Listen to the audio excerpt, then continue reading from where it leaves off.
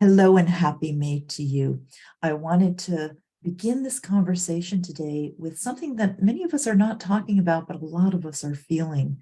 Many of us are feeling fatigued. Those of us who volunteer, we're feeling a very unique kind of volunteer fatigue, where we want to have a volunteer's heart, we want to be giving and be of service, and we're overextended. The reality is the last 3 years have taken an awful lot out of each and every one of us. We didn't realize that we were running on adrenaline and survival. And when we do that, our capacity to be resilient, to bounce back, shrinks. We don't have as much capacity to take on something new. And so often our volunteer world starts to shrink because we just don't have the capacity to give back. So how do we work with this?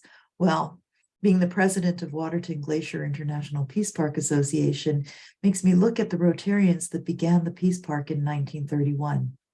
Did you know that it was a bunch of Rotarians that were feeling volunteer fatigue during the time of the Great Depression that started the International Peace Park movement? How did they do this? They recognized that they needed a place of solace. They needed to go to a place where they could rejuvenate. And where did they choose? They chose Waterton. So this picture behind me is looking down the lake from the Prince of Wales Hotel where they decided to meet. And they just put a notice out to local Rotary clubs in both the US and Canada and invited people who were feeling a bit tired to come and relax and rejuvenate in this beautiful place. They expected maybe about 25 people would show up, but do you know over 100 people showed up in 1931 for this call to relax and rejuvenate together. And while they were sitting in the lounge looking down this lake, not really sure where the US mountains and the Canadian mountains were, one Rotarian said these fateful words: "Where no borders can be seen, no borders should exist." They then became people of action because they became inspired, not because anything was being asked of them, but because they were now inspired by a brand new idea. And this inspiration drove the Canadian Rotarians to lobby the Canadian Parliament and the US Rotarians to lobby the US Senate. And what they came back with 1 year later in 1932 was the dedication of the very first peace park in the world, Waterton-Glacier International Peace Park. And that dedication ceremony happened in East Glacier.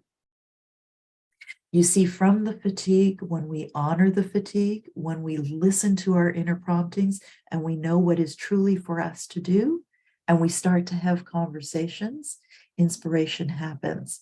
And because Rotarians are naturally people of action, those conversations turn into action pretty easily. So if you are feeling fatigued right now, please know you are not alone.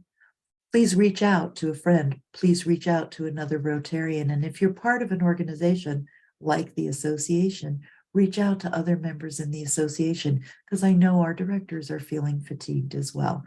And what we want to do is we want to be there for each other.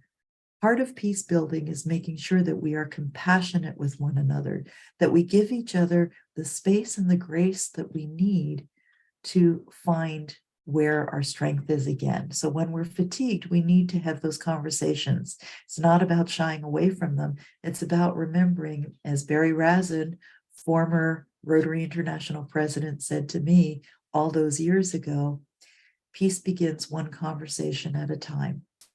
So if we're willing to have the conversation, and if we're willing to be vulnerable enough to say, I'm fatigued and I don't know the solution right now. I want to be a part of this. I'm not sure how to, and I need to rest and rejuvenate. And if you're feeling the need to rest and rejuvenate, then I invite you to do what Rotarians did in 1931 and come to this beautiful place. September 21st to 24th, we are having our next Waterton-Glacier International Peace Park Assembly.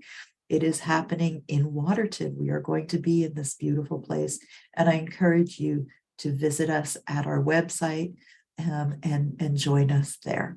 So click on the links and please, by all means, join us in Waterton on September 21st to the 24th. Until next time, I'm wishing you a wonderful May, a magnificent spring, and a spring that allows you to truly rejuvenate, and rediscover the joy inside of you. Much love. Namaste.